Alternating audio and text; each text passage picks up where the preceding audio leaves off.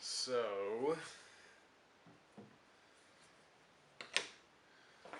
I want to demonstrate how to make a simple texture paddle out of some things that you might have in your hoe, in your shop.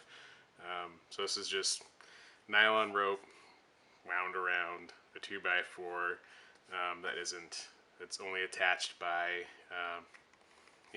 knot tying. Doesn't have any staples like a normal paddle with rope would have. So in beginning this, you want to make sure you have enough rope that will wrap around the length of 2x4 that you would like.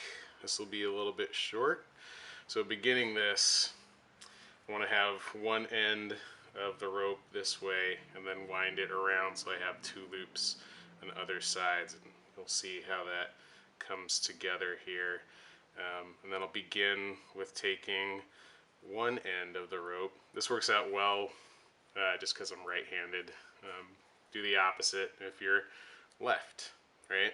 So I want to make sure this loop will stay open, and I'll begin by crossing the rope over the 2x4 here, and I will begin winding. So with my thumb, I want to keep pressure so that I can tighten the rope around the 2x4 and keep things in relative order, because I can always tighten this as things progress. And when I get a couple lengths wound,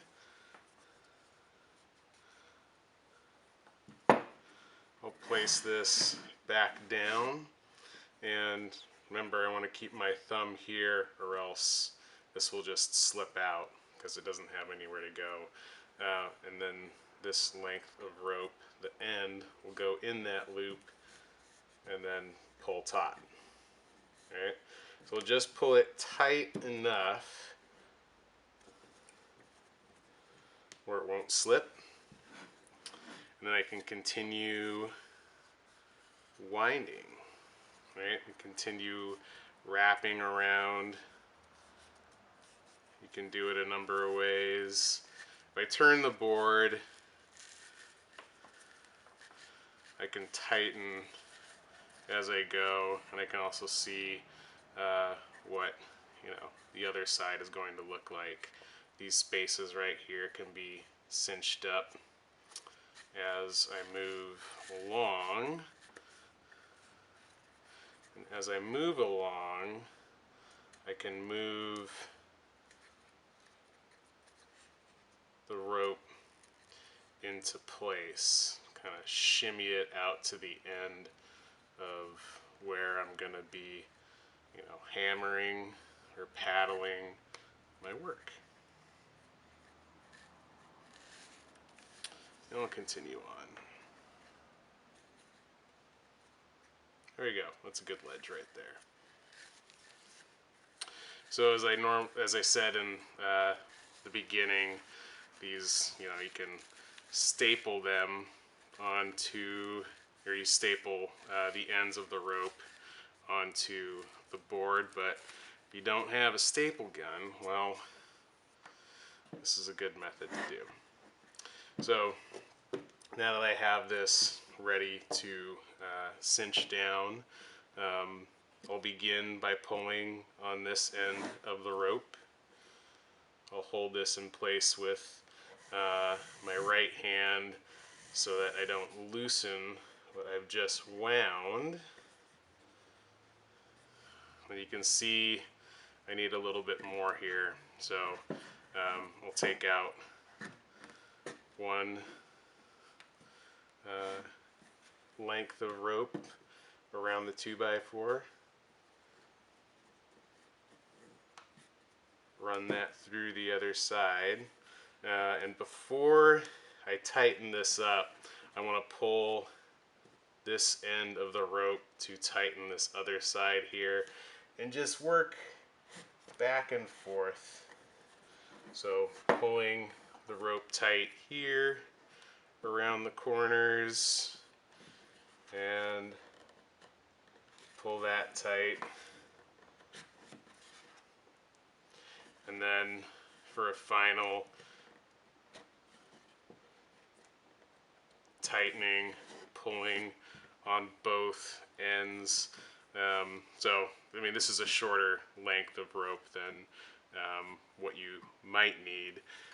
So perhaps something like this, right? So it takes a little bit more time, might make your hands ache a little bit by the end of it. As you can see, there's enough rope at the end to either cut ties, or I had enough left over that I made a little handle for. So I double looped this end down here and then stretched this over taut, and then did a bunch of tied a bunch of half hitches all the way up. So it's a little hemp tying that's going on right here. The great thing about nylon rope is that if you cut it, the ends fray really well. So just to make sure that those don't fray, you can take just a little bit of flame and melt those together, right? So that they won't fray. And because we have this here, this will give you really good texture on work. So if you're paddling a large pot, or if we may press this into a slab, you get some really nice texture of the rope. And this is a really nice size, so we get some really small lines, and I think that'll be a fun tool to use as a demonstration here later. So yeah, give it a shot. Remember, these don't have to, these ends don't have to be tied together like this handle.